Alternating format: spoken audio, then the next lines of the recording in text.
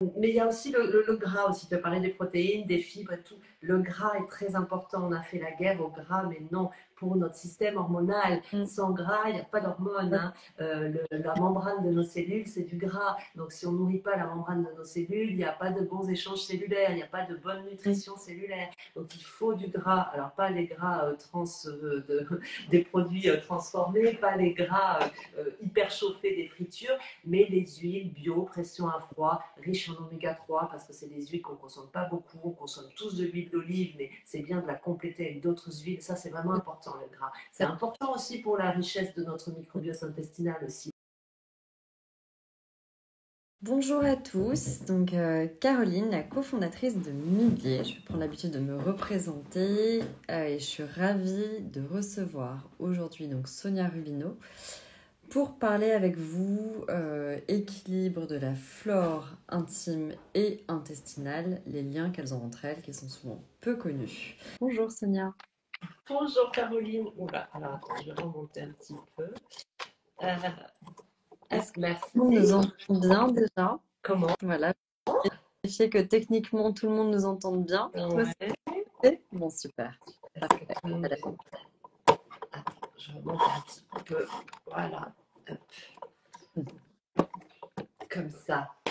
Bon, ravi d'être là. Merci. Avec plaisir. Peut-être que je te laisse te présenter un petit peu. Je me suis introduite rapidement, mais c'est vrai Ouais.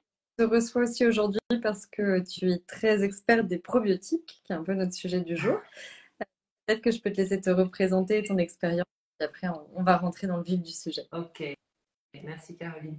Donc je m'appelle Sonia Robineau, je suis naturopathe, donc j'exerce en cabinet et à distance et spécialiste de la flore en tous les cas, mon travail de naturopathe très axé sur l'équilibre de notre microbiote intestinal qui est en lien avec plein de choses, on va le voir ensemble. Donc voilà, en Oui, on disait consultation. on parle beaucoup du microbiote aussi chez Millet parce que de toute façon, il y a toujours des impacts. On disait le microbiote et le système hormonal sont un petit peu des systèmes dynamiques, voilà, omniprésents dans énormément de réactions du corps. Voilà, Nous, c'est des hormones sexuelles jusqu'aux neurotransmetteurs et on sait qu'il y a énormément de liens aussi entre le microbiote et toutes ces réactions-là. On est vraiment sur des systèmes de messagers du corps qui interviennent à beaucoup de niveaux. Donc, dans tous les cas, on ne peut pas regarder l'un sans l'autre. Donc, on va te laisser nous expliquer tout ça. Ouais. Bah oui, alors il y a vraiment la communauté scientifique s'est beaucoup intéressée à cette flore parce qu'ils se sont rendus compte qu'en fait c'était un endroit dans lequel il se passait énormément de choses. Alors tu l'as parlé, tu viens de le dire, les neurotransmetteurs. Donc pour préciser, les neurotransmetteurs, c'est des petits messagers chimiques qu'on fabrique naturellement dans notre corps. Voilà, il y a la dopamine, la sérotonine, les endorphines, etc. Et ces messagers chimiques donnent des informations à notre mental. Donc déjà, il y a un lien très fort avec notre système nerveux, du microbiote intestinal, qui est un gros centre nerveux, dans lequel il y a 200 000 neurones quand même. Dans cette flore intestinale, là, qui est très très riche, il y a beaucoup de neurones donc, qui communiquent en fait avec ce système nerveux central, hein, auquel on pense tous quand on pense mental, moral, et il y a le système nerveux qu'on appelle entérique aussi, hein, qui est le système nerveux de nos intestins qui sont reliés par nerf, le nerf vague, dans lequel il y a toutes ces molécules chimiques qui transitent. Donc les scientifiques se sont rendus compte qu'en fait, je schématise, quand ça va pas bien là, ça va pas bien là, et quand ça va pas bien là, ça va pas bien là. Ça, et Donc en fait, c'est un cercle. des Voilà. études dingues sur la dépression, en fait, et le lien entre le microbiote intestinal et dépression, en disant que c'est pas possible d'avoir un microbiote très dégradé et de ne pas être impacté moralement. On a toujours du lien, hein. On a du mal aussi, comme les hormones, à faire ce lien entre bah, je vais pas bien dans mon mental et j'ai quelque chose que je peux corriger dans mon alimentation, dans mon système. Effectivement, c'est assez sans appel, hein, les études là, sur le lien entre les dépressions héritées et les microbiotes hérités Ouais, aussi, puisqu'il y a le lien entre microbiote et ça. Donc, absolument. ça agit Il y a à... un exemple. Ouais. Il y a voilà, enfin, un exemple, un retour scientifique très simple qui va parler à tout le monde. Dans notre muqueuse intestinale, qui fait partie du microbiote intestinal, il y a la fabrication de 75% d'un neurotransmetteur qui s'appelle la sérotonine. La sérotonine, quand les antidépresseurs, beaucoup d'antidépresseurs, c'est des recapteurs de sérotonine. Donc pour dire que cette sérotonine, elle agit sur la dépression, elle agit en luttant contre la dépression. Cette sérotonine, on la fabrique en fait à 75% dans nos intestins. Donc, voilà, c'est parlant. On sait que si on abîme nos intestins, on ne fabrique plus cette sérotonine. Et cette sérotonine, quand elle est plus fabriquée, on a du mal à être bien, en fait, à équilibrer notre mental, nos humeurs. Quand on en manque de cette sérotonine, on peut avoir des compulsions, on peut avoir des addictions. Voilà ce que révèlent tous ces travaux. Donc, c'est intéressant Et quand même ce lien. d'ailleurs, des travaux, étant donné que la femme a des variations hormonales plus fortes que les hommes, il y a beaucoup de travaux qui pointent le lien entre addiction. Alors, ça peut être aux opioïdes, à des choses alimentaires, etc. Parce qu'il y a beaucoup de liens. Tu disais que les comportements compulsifs, dopamine, sérotonine, eh bien, les femmes sont plus sensibles aux addictions que les hommes aussi, liées à leurs variations hormonales, qui entraînent mécaniquement des variations dans les taux de dopamine et sérotonine à travers le cycle plus marqués que chez les hommes où il y a un peu de stabilité. Donc, on est vraiment sensible à ça. Donc, c'est très important parce que moi, je trouve toujours que ça a des impacts sur les compulsions, le mental. C'est très compliqué de schématiser. Bah, tiens, on peut agir dessus. On a l'impression que ça ne relève que de notre mental et qu'on est en parfait contrôle de ça. Voilà. Il faut se dire que l'alimentation joue un rôle majeur. Peut-être qu'on peut donner quelques mots sur l'alimentation pour favoriser un bon microbiote. Ouais. Pas de gélules microbiote. Donc, ça vient en aide pour réensemencer. En revanche, il y a des choses au quotidien dont on sait qu'elles impactent fortement le microbiote. Voilà, ouais, elles impactent. Alors, elles impactent justement sur ce taux d'hormones. Tu as parlé de la dopamine. Tu vois, la dopamine peut être considérablement modifiée et perturbée avec trop de sucre, par exemple. Le sucre va venir perturber ce taux de dopamine et le faire trop important. Du coup, on va vouloir consommer encore plus de sucre parce que le sucre va beaucoup fabriquer de dopamine, mais trop. On en a besoin de la dopamine, mais trop. C'est toujours une question d'équilibre. Donc le sucre, les sucres, alors oui, puis surtout les mauvais sucres, c'est-à-dire les sucres, voilà, à indice, les sucres à indice glycémique élevé, donc tout ce qui est blanc, tout ce qui est raffiné, tout ce qui va être produits transformés, tous les produits industriels où il y a des additifs, tous les produits de grande consommation industrielle, ça va venir abîmer aussi notre microbiote, notre flore intestinale. Quoi d'autre? Bon, évidemment, alors ça c'est l'alimentation, mais il y a le stress évidemment qui vient aussi perturber ça. Les médicaments aussi, alors, je dis pas...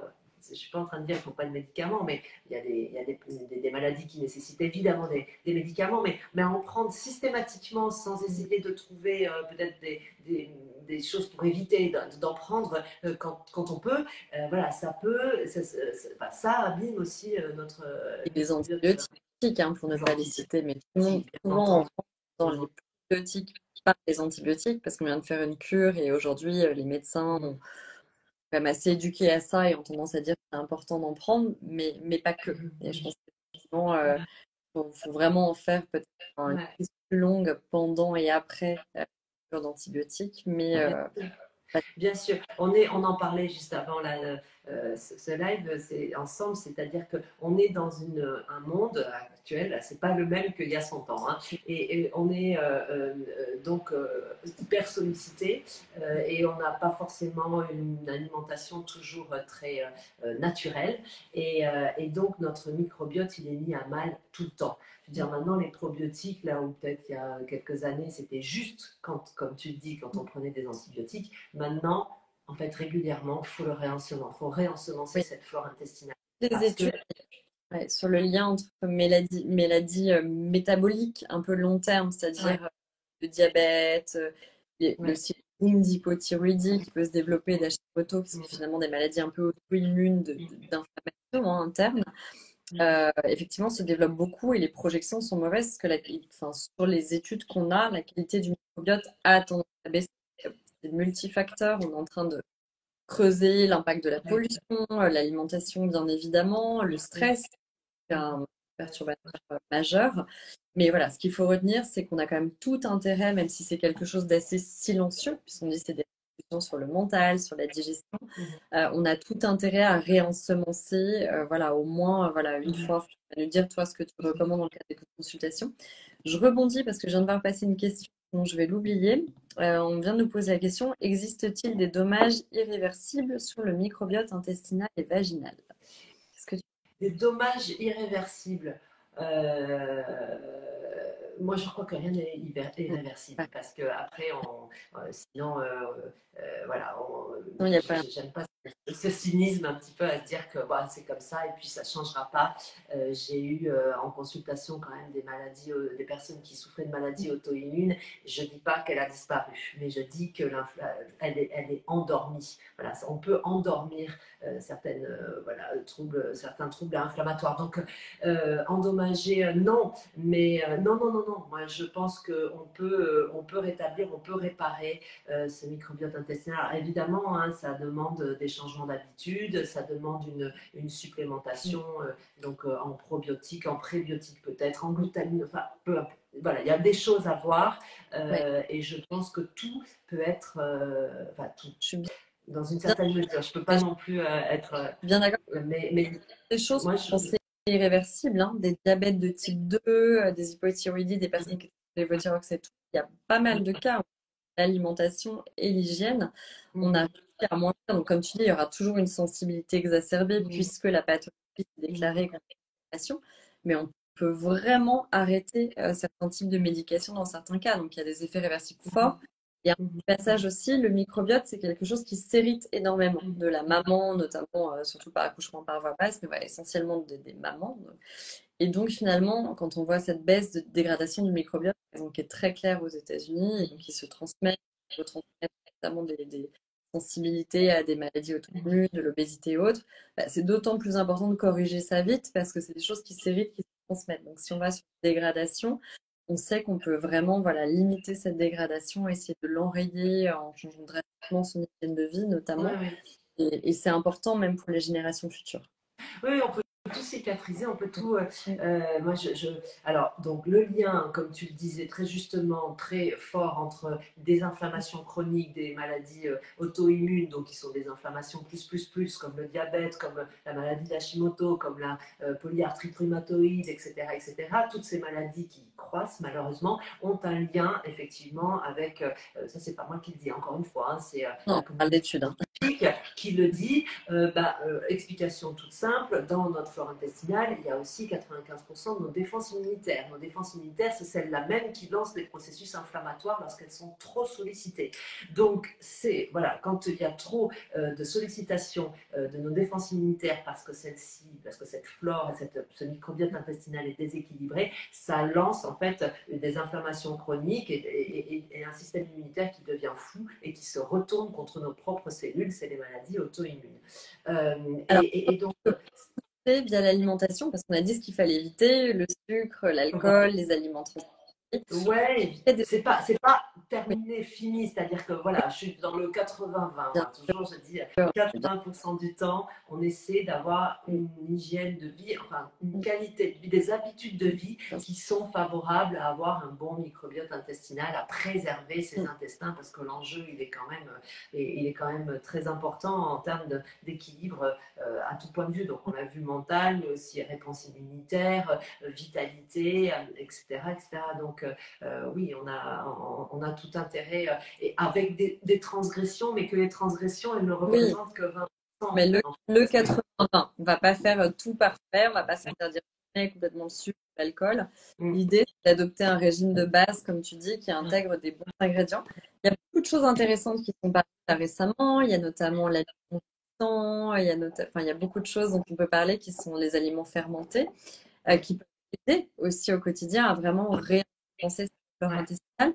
Qu'est-ce que tu conseilles généralement, toi, à personne que tu vois pour Alors, voilà, essayer ça va dépendre Mhm. d'où elle arrive à la personne, parce que s'il y a des personnes un peu plus éveillées, si je leur parle de légumes lacto-fermentés, ça leur parle, d'autres, ils ne savent pas ce que c'est. En même temps, quand je leur dis, vous savez, la choucroute, c'est du lacto-fermenté, donc tout de suite, il visualise.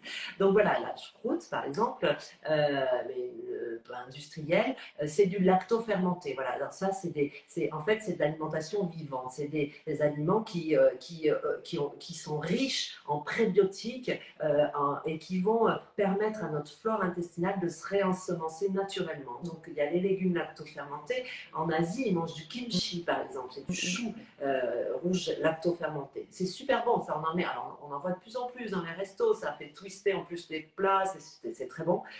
Donc tous ces légumes-là, on les trouve en rayon frais. Qu'est-ce qu'il peut y avoir aussi? Alors le kéfir, le kombucha, j'en préconise, mais alors pas régulièrement parce que c'est quand même à base de sucre aussi. Donc c'est voilà, c'est intéressant, mais peut-être pas tout le temps, tout le temps. Il y a le miso. Moi, j'aime beaucoup le miso. Je fais plein de sauces avec du miso. Donc, c'est une pâte qui peut être noire, brune ou blanche. On le mélange avec un petit peu d'huile ou un petit peu d'eau pour l'émulsionner. Ça fait des sauces très sympas à mettre sur des plats, sur des légumes. Voilà, donc ça déjà, il y a trois choses intéressantes à consommer pour enrichir naturellement avec ces produits-là. Les yaourts aussi, kéfir, ce genre de choses. Alors, là aussi, je mets, Ouais, parce qu'il y a quand même ce sujet du lait de vache. Bon, alors, donc, qui est quand même inflammatoire, qui est quand même allergène, qui est quand même, bon, le lactose, on a plus, bon, alors là-dessus, sur ce terrain-là, moi, c'est pour ça que voilà, je préfère dire bien sûr. uniquement Mais, légumes lactofermentés plutôt que, voilà, produits laitiers où, voilà, il y a quand même, je mets un bémol là-dessus. C'est un petit peu comme le kéfir, c'est bon en soi, mais voilà, il y a du oui, sucre dedans. Donc, modération.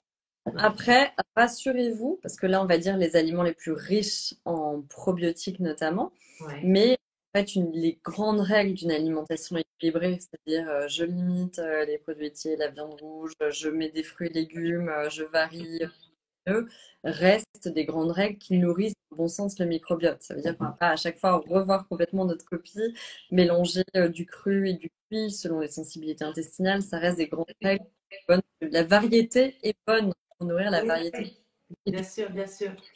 il y a juste une chose aussi que je tiens à préciser, c'est qu'il y a une grande étude qui est parue sur les habitudes alimentaires aujourd'hui et ce qui pouvait manquer dans l'alimentation.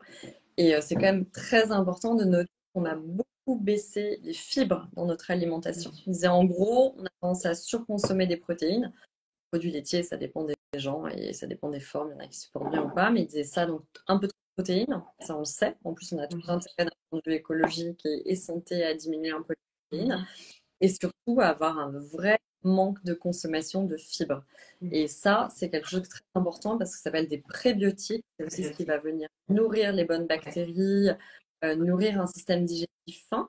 Où est-ce qu'on peut trouver aussi sain, pardon, des probiotiques, des prébiotiques, pardon, dans notre alimentation? Tous les légumes, tous les fibres, tous les légumes, déjà, c'est pour ça que voilà, une assiette équilibrée, c'est la moitié de l'assiette, c'est des légumes, parce que c'est là où on va trouver les prébiotiques.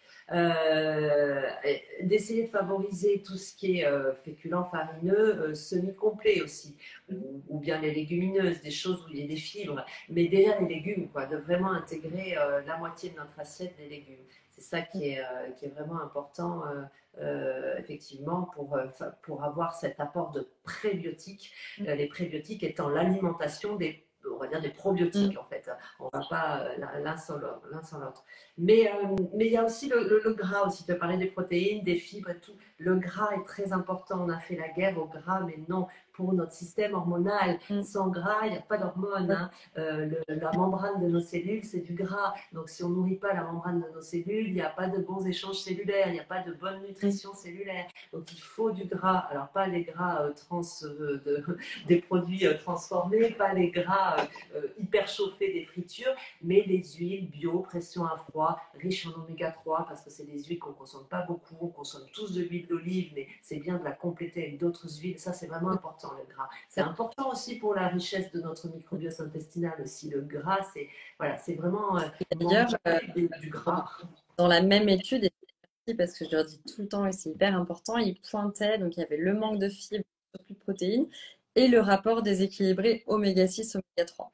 Donc en fait, on consomme trop d'oméga 6 par rapport aux oméga 3. Donc les oméga 6, c'est tout ce qu'on disait, des gras transformés, souvent des gras d'origine animale aussi, sauf pour les poissons gras. Et donc c'est important de rétablir ce rapport. Et vraiment, il y a des choses toutes simples, de l'huile de colza, des huiles voilà, de graines de lin, de rajouter des choses comme ça dans son alimentation, de chanvre aussi, sont super intéressantes. Et il suffit d'une cuillère soupe d'huile de colza par jour pour atteindre généralement le niveau recommandé en oméga 3. Donc, c'est pas compliqué.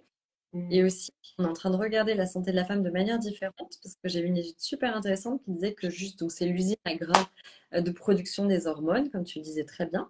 Et apparemment, avoir un petit pic de bon cholestérol juste avant la ménopause, c'est très favorable pour passer une bonne ménopause. Donc, on a aussi arrêté de diaboliser l'alimentation, de diaboliser ce Le fameux. cholestérol. Ouais, où j'essaie de On a regarder. besoin de Oui, cholestérol. voilà.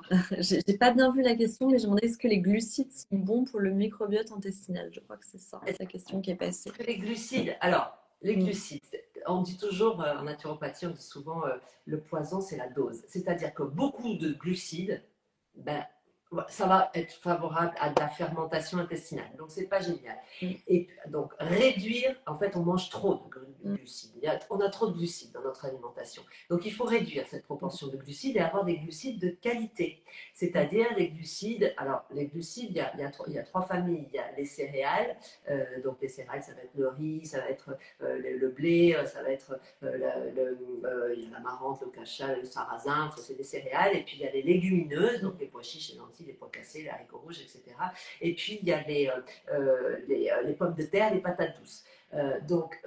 Dans ces trois familles, les légumineuses, c'est formidable, les pommes de terre, patates douces, c'est formidable. Et après, alors il y a ces céréales à consommer, donc que ce soit le riz, le blé, ou plutôt semi-complet. Voilà, c'est plus riche en fibres en fait quand c'est semi-complet. Puis on a préservé l'enveloppe Rome. et le germe de blé. Donc là-dedans, il y a du magnésium, il y a du zinc, il y a de la B6. Donc tout ça qui est très très important aussi pour notre système nerveux. Et c'est dans le semi-complet, c'est dans le non raffiné, donc on a préservé ça. Voilà. Donc les céréales, oui, bon, c'est bon pour notre microbiote intestinal en petite quantité et d'une certaine qualité. Voilà. Ah, il disait, pardon, c'est le régime cétogène. C'est Ouais, cétogène. oui. Cétogène. Les protéines et lipides plutôt. Ouais, Ouais. ouais, ouais. Le régime cétogène. C'est intéressant, quand on fait un jeûne, on est en cétose. Hein. Au bout de 3 jours, on est en cétose, c'est-à-dire qu'on vient puiser dans nos réserves voilà, de sucre et de protéines. Mais ça va dépendre de la personne. Ça peut être intéressant, mais sur du long terme, je ne pense pas, parce que le foie, il va être, ça va être fatigué.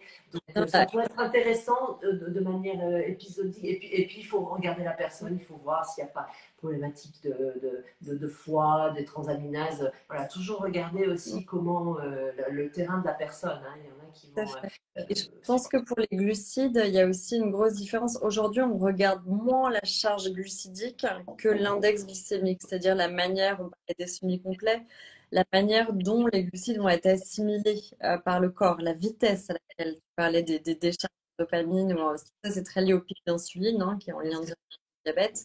Donc, effectivement, on parle d'aliments semi-complets, c'est l'index glycémique, c'est-à-dire que ça va favoriser de prendre du sucre et les glucides plutôt en fin de repas, après les légumes, de favoriser un ordre. On en revient toujours à ces grands principes alimentaires, très très importants pour ne pas déstabiliser l'équilibre interne, justement bien nourrir les bactéries. Les bactéries, il faut qu'elles soient variées dans le corps, donc elles ont besoin de variété alimentaire. Il ne faut pas s'enfermer dans un régime, il faut apprendre à reconnaître ses sensibilités, comme tu disais, gluten, lactose, diverses et variées sur les personnes. Mais on reste sur les grandes règles de consommer voilà, à l'alimentation des bons gras, des bonnes fibres, assez peu de protéines et beaucoup de fruits et légumes qui évidemment contiennent beaucoup de choses pour la santé. Mais là aussi, Caroline, je me permets beaucoup de fruits. Ça va dépendre de la personne. Si elle a des pics d'insuline incessants, trop de fruits, je ne dis pas que c'est mauvais, ça reste du fructose aussi. Donc voilà, toujours individualiser aussi un petit Pas. peu. Ces pics d'insuline, oui, ils sont mauvais à plein égard. Pour l'énergie, pour notre système hormonal, ça provoque des fringales, ça fatigue notre pancréas, notre foie. C'est vrai que ces pics d'insuline, les fibres peuvent aider à tempériser ces pics d'insuline. Et puis, la bonne qualité de notre flore intestinale participe aussi à réguler ces pics d'insuline. Effectivement, il y a des études qui ont montré le lien avec l'apparition de diabète, hein, donc, qui est un trouble de l'insuline, le lien du diabète et de notre flore intestinale. Et alors, je pense que les personnes visualisent vite les effets, ça veut dire euh, sur la partie flore intestinale, de dire on sait qu'on peut limiter les ballonnements, favoriser une digestion plus saine, favoriser pas une meilleure forme physique et mentale. Il y a un thème qui est moi aujourd'hui, qui est moins bien connu, c'est les liens entre flore intime et intestinale. Est-ce que toi, tu l'as constaté? Tu peux nous en dire plus? Absolument, oui, oui. Donc, alors, les troubles chroniques voilà, d'une flore intime du type mycose, du type, alors là, de l'arbre urinaire, cystite à répétition, démangeaison, douleur lors des rapports, toutes ces problématiques-là sont de l'ordre de déséquilibre de la flore vaginale en lien avec la flore intestinale. Bon, elles ne sont pas très loin, mais les deux sont intimement, c'est le cas de dire, intimement liés, absolument. Donc des personnes qui font des cystites à répétition, des mycoses à répétition, qui ont un inconfort lors des rapports, une sécheresse vaginale, voire même des problématiques de endométriose, hein, SOPK, voilà, toutes ces problématiques gynécologiques hein, sont en lien avec notre flore intestinale parce que celle-ci est intimement liée à notre flore vaginale, à toute notre activité urino-gynécologique. Oui, en fait, bah, surtout chez la femme d'ailleurs, enfin, c'est assez logique, mais entre enfin, physiologiquement, entre le rectum et le vagin, on a une espèce de biofilm. On sait très bien que les bactéries vont migrer, voilà, au niveau c'est un biofilm où les bactéries vont communiquer en fait entre les intestins et la flore intime. Donc c'est vraiment effectivement très important. Et puis il y a un impact aussi que souvent quand on a pour X raisons, parce que c'est pas qu'en périménopause, mais on peut avoir un taux d'œstrogène qui va avoir tendance à chuter pour différentes raisons. Ça impacte directement le pH de la flore intime et de la flore intestinale. Et donc, ça peut modifier aussi la composition bactérienne et parfois favoriser la prolifération de mauvaises bactéries. Donc, il faut surtout, comme on dit, c'est un petit peu le terrain, un peu silencieux, mais on voit quand même des effets au niveau voilà, des ballonnements, de la digestion et du confort intime. Il faut penser à entretenir ce bon terrain car ça agit à tous les niveaux, quoi, au niveau peau, humeur, digestion. Donc, des liens qui sont plus souvent faits maintenant avec le ventre, mais moins avec l'intimité. Voilà, nous, ça nous tient à cœur de mettre en avant ce sujet parce que c'est souvent peu connu. Et je tiens à dire aussi qu'au niveau intimité, on a tendance à vouloir trop nettoyer cette zone intime qui, voilà, qui peut être poreuse. Or, c'est exactement comme l'intestin. L'idée, c'est plutôt donc, pas nettoyer l'intestin, heureusement, donc, pathologique. Et l'idée, c'est plutôt d'entretenir via l'alimentation. On a très bien compris pour les intestins, d'ensemencer régulièrement avec les bonnes sources. C'est exactement pareil pour la zone intime qui est censée être auto-nettoyante. On est censé nettoyer que de l'extérieur à l'eau, la vulve, pour éviter les choses trop décapantes. Il vaut mieux mettre, par exemple, des gels intimes voilà, riches en postbiotiques qui vont rester longtemps en contact avec la zone plutôt que d'aller décaper avec des tensioactifs et des gels nettoyants. Parce que ça va être quand même de facto beaucoup plus agressif pour la zone. Donc, vous n'iriez pas nettoyer vos intestins, vous n'allez pas nettoyer trop fort la zone intime. Cette sur-hygiène intime a des conséquences très néfastes en fait, sur l'équilibre du microbiote parce que malgré tout, ça décape. Donc, ça, c'est un message voilà, important à passer en ce qui concerne la zone intime. Ouais, ouais, absolument. Ouais, Ouais, ouais. est-ce que tu as souvent vu des liens, toi, chez les personnes que tu consultais, entre justement des équilibres intimes et des équilibres du microbiote? Tu l'as constaté ou... Absolument. Qui peuvent venir pour des problématiques donc intimes, hein, donc des cystites à répétition ou des mycoses à répétition, ou un inconfort, voilà, ou même des vaginoses. Et en fait, dans l'entretien, l'échange, je me rends compte qu'il y a aussi ce qu'on appelle une dysbiose, donc un déséquilibre au niveau intestinal aussi. Hein, donc que ça part de là en fait. Donc on fait la personne ne fait pas forcément le lien, mais il se trouve que voilà, quand on se met à traiter donc avec pré-probiotiques, en changeant les habitudes de vie pour arrêter, parce que c'est bien de traiter, mais enfin, il faut arrêter d'abîmer aussi. Donc la personne, on lui fait modifier des habitudes. On lui fait, Ça commence tout par l'hygiène de vie, on est d'accord. voilà, donc on lui fait modifier certaines habitudes pour qu'elle arrête d'abîmer. On répare, on rééquilibre, on réensemence, enfin, suivant le terrain et la vie de la personne. Et effectivement, les résultats sont au rendez-vous. Donc, oui, absolument. Combien de temps ça prend en général quand on rééquilibre l'hygiène de vie et qu'on va se dire, bon, voilà, on va faire, enfin, non, c'est pas un mois de, normalement c'est ce qu'on fait, hein, de cure de probiotiques, au bout de combien de temps on voit des résultats concrets? Alors, voilà, pourquoi un mois? Parce que les neuroscientifiques se sont rendus Mm. compte que pour changer des habitudes ou prendre des habitudes, ou que notre corps a c'est une moyenne, 21 jours, c'est une moyenne pour que notre corps réussisse à retrouver son équilibre. Mais encore une fois, c'est une moyenne, Caroline. C'est-à-dire Mm. que ça va dépendre d'où part la personne, d'où, voilà, on est tous différents. Il y en a qui partent de très loin, il y en a qui sont déjà très éveillés, donc qui ont déjà finalement pas beaucoup de choses à modifier. C'est vraiment très très variable. C'est difficile de se prononcer parce que Oui, la personne est en attente de ça. Combien de temps ça va mettre avant que ça va dépendre de plein de choses, de ce que vous allez faire vous. ça veut dire. Mais c'est vrai qu'on dit un mois, mais moi j'aime bien partir sur 3 mois quand même parce que voilà. Ouais, c'est ce que j'ai tendance à dire. C'est-à-dire que si c'est que de l'ensemencement, de l'entretien, on peut se dire, bon, bah, j'ai pas de déséquilibre particulier, je peux faire une fois par an ou deux fois par an, un mois. Mais quand on sort, par exemple, moi j'ai remarqué quand on avait par exemple ou des candidoses à répétition, ou alors que tout simplement on sort d'une grosse cure d'antibiotiques, on en prend pendant, après, généralement pour remettre vraiment les choses un petit peu à niveau, enfin donner un coup de pouce à l'équilibre interne, c'est ouais, 3 mois, bon, ça dépend de chaque personne, mais c'est vrai que c'est souvent une règle de base. Ouais. Mm. Mhm. Mais rien n'est figé. Rien n'est figé et rien n'est très général parce que la personne, elle est unique. Quoi. Donc, Et il y a ça. des personnes sur lesquelles les probiotiques n'auraient pas d'effet. Est-ce que ça t'est déjà arrivé? Oui, alors quelquefois, parce qu'on a tendance, alors c'est bien qu'on sensibilise les gens à ces probiotiques, en tout cas à cette flore intestinale. Sauf que la perversion, c'est que on prend n'importe quoi. Est-ce qu'on va peut-être pas forcément prendre des bons probiotiques? On a 10 000 milliards Tout à de fait. micro-organismes dans cette flore intestinale. Donc autant dire qu'il y en a beaucoup de probiotiques. Et chaque souche a une action spécifique. Mm. Voilà, les scientifiques, ils ont là aussi beaucoup travaillé là-dessus. Donc, ils vont prendre. Ah, j'ai pris des probiotiques. Ah oui, mais alors, lesquels? Lesquels? Parce que vous, problématique de reflux gastro-œsophagien, ça va peut-être pas être les mêmes probiotiques que des cystites à répétition.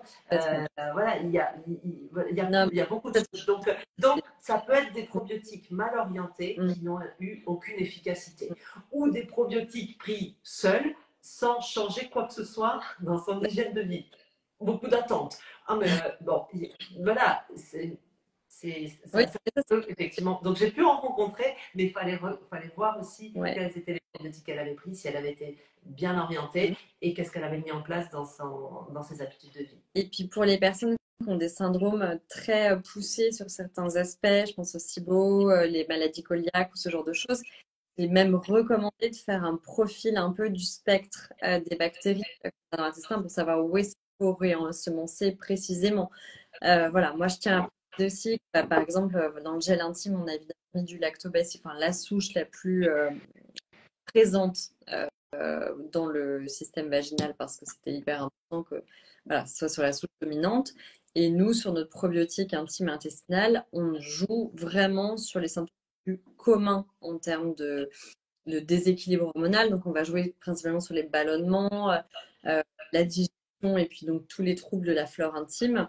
Mais par exemple, on va pas du tout jouer, enfin, pas en tout cas directement sur la porosité de la muqueuse intestinale, sur l'intestin irritable, on n'est pas du tout là-dessus. Donc, chaque Mhm. souche a ses effets bien spécifiques. Donc, il faut prendre le temps d'analyser desquels on parle. Il y a beaucoup d'études qui sont publiées en ligne. Pour le coup, c'est un sujet qui a le mérite d'être particulièrement recommandé et documenté.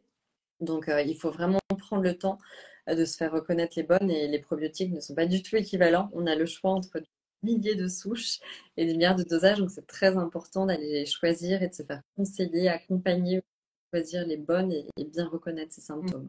Parce que voilà, il y a des choses très différentes qui traitent des sujets assez différents. Et quand on a des troubles avancés, on peut faire analyser ça, ce qui peut être très Ouais, intéressant.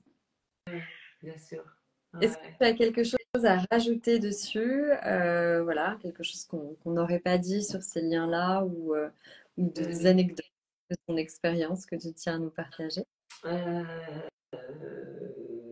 non, des choses à rajouter. Non, je crois qu'on a bien, enfin, Alors, voilà.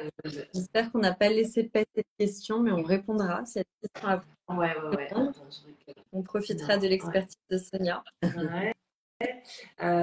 Non, oui, toutes ces deux flores sont vraiment très, très, très importantes dans notre santé locale, mais générale aussi. Donc, c'est vraiment c'est voilà, un milieu, là, un terrain, c'est un terrain voilà, qui est très, très important dans notre équilibre. Il y a un lien avec tous nos autres systèmes. Euh, c'est pour qu'on puisse être en pleine santé et qu'on puisse avoir un confort tant au niveau intime, digestif, nerveux, il est important d'en prendre Et soin. d'ailleurs, Je compare souvent la flore intestinale la façon dont on s'en occupe à la permaculture, où on traite le terrain en le réensemençant, où c'est riche en micro-organismes, et plus c'est riche en micro-organismes et en diversité micro-organique, plus le terrain est fertile et en bonne santé et nous donne tous les produits de la terre. C'est la même chose dans nos intestins. C'est oui, voilà. très important, je pense, de communiquer la variété alimentaire, bien regarder. Et puis, il faut savoir que ça impacte même la peau, hein. C'est vrai qu'on n'en a pas parlé juste en conclusion, je dirais ça, c'est qu'aujourd'hui, on a une logique où même la peau, on avait tendance à décaper dans les années 80, à vouloir voilà, renouveler. Et aujourd'hui, on se dit, bah, vivons plutôt dans le sens de notre organisme. C'est-à-dire qu'on est vraiment en train de se dire, bah, ces bonnes bactéries, ça fait des millions d'années qu'elles travaillent pour nous, avec nous. On voit leur qualité tellement s'amoindrir. Il y a plein de potentiels facteurs extérieurs, hein, de la pollution, beaucoup de choses. Apprenons à mieux vivre avec elle via l'alimentation, l'hygiène de vie, mieux respecter voilà, même toutes les bactéries sur la peau. Donc je pense que c'est très important d'être dans cette nouvelle dynamique, de mieux comprendre voilà, tout cet univers invisible qui fait partie de nous et mieux le respecter.